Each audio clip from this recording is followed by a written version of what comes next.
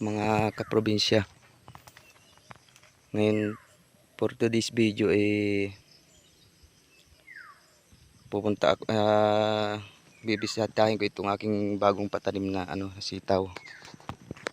Kahapon lang kasi ito tinanim, kaya wala pang sibol, bago lang kasi ito.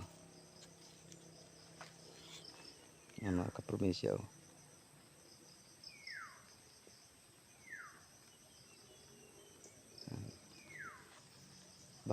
Bagong tanim ito mga kaprobinsya na sitaw. Dati na itong may tanim, kaya medyo makakatipid ako sa gastos dito. Gawa ng hindi na ako gagastos doon sa dun sa tali sa mga poste. May dati na kasing poste ito, kaya medyo minus tayo sa gastos ngayon. Pala mga kaprobinsyang itong variety nitong tanim ko ngayon ay yung Negro Star ng na sitaw.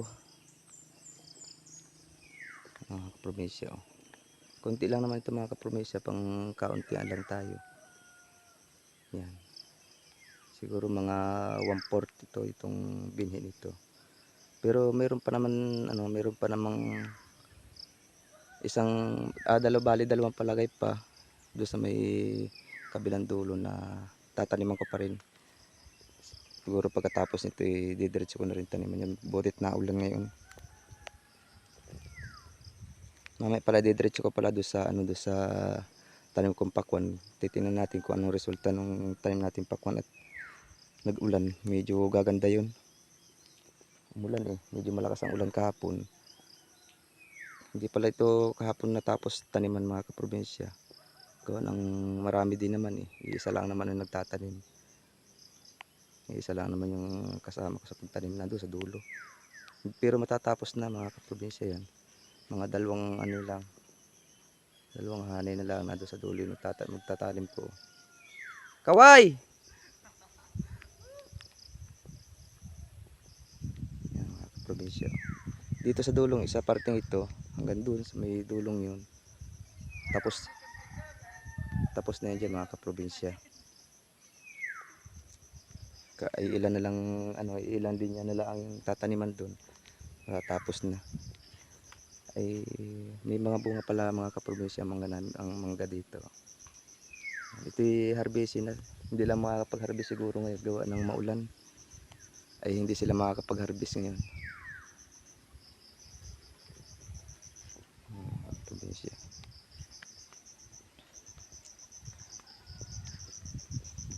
Yan, hanggang doon yan sa dulo mga kaprobinsya. Kunti lang ang binito ito yung pananim ko lang 1/4 kilos lang, 1/4 lang yun. Bali may susunod pa itanim akong taniman doon sa kabilang kabilang dako sa may bandang ibaba. Doon pala mga kaprobinsya yung taniman ko ng pakwan sa dulong yun. Doon sa dulong yun na doon yung taniman kong pakwan.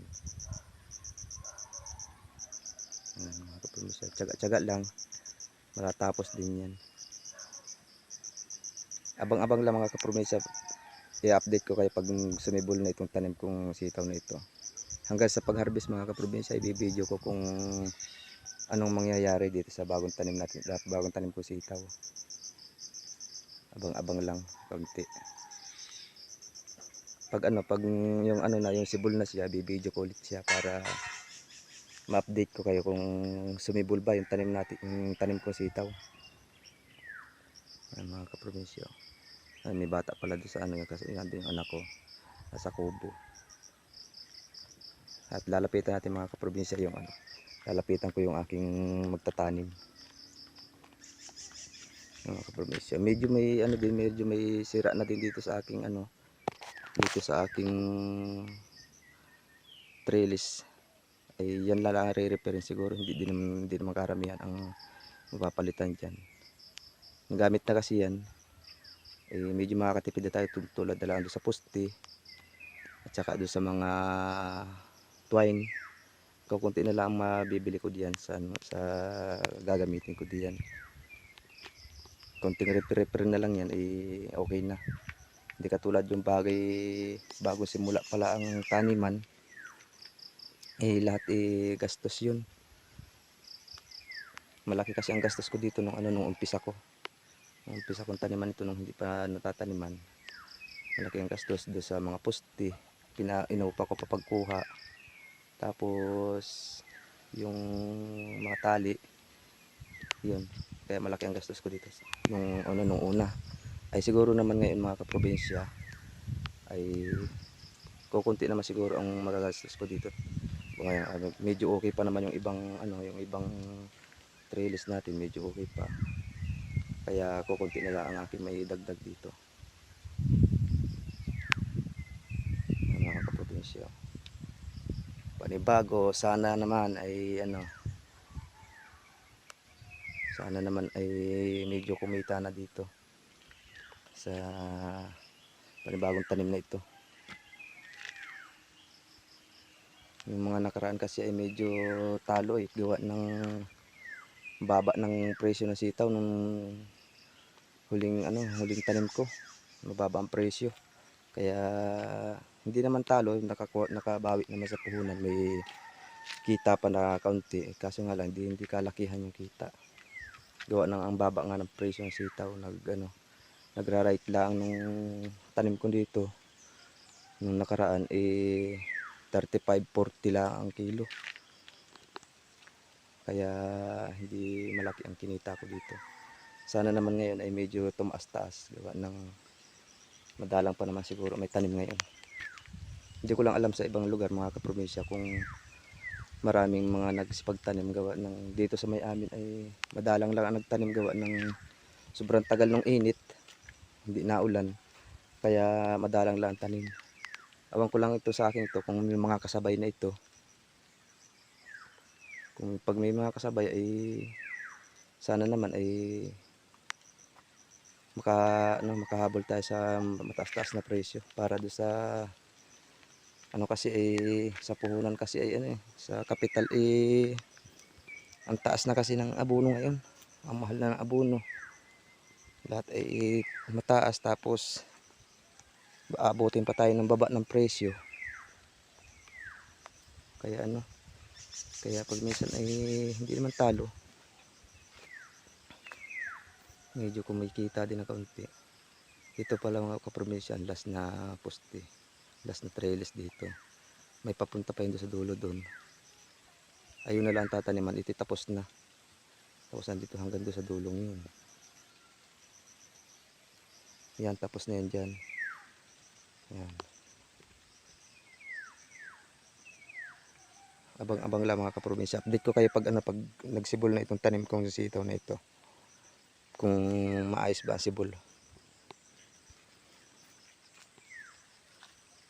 Yan, naroon ang aking magtatanim patanaw-tanaw Ayaw kasi magpakita sa video at nahihiya daw siya. Ayun mga kaprobinsya.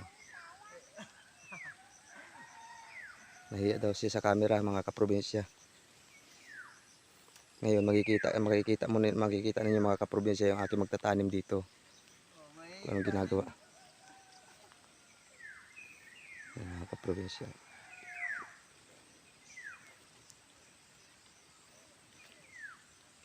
Ayan mga kaprobinsya yung aking magtatanim.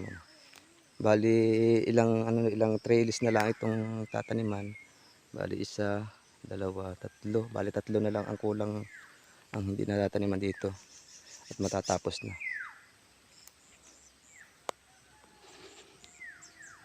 Pagkatapos ito mga kaprobinsya bisita naman tayo doon sa tanim kong pakwan. Yan, patatapusin lang namin itong taniman na ito.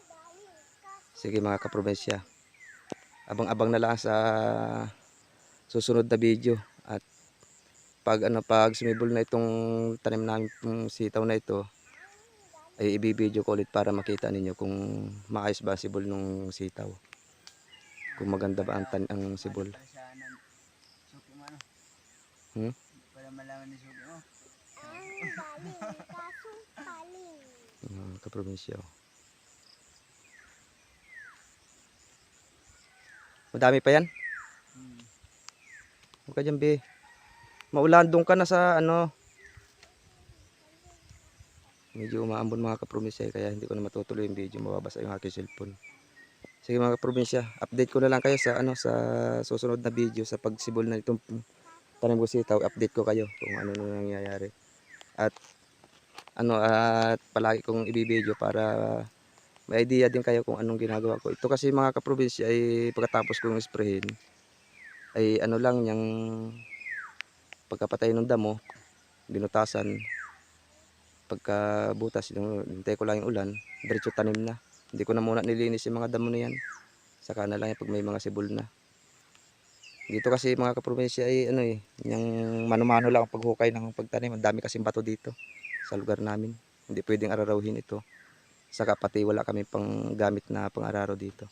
Kaya mano-manong ano lang na butas lang ang ginagawa namin. Siguro naman ayos din na miski mano-mano lang.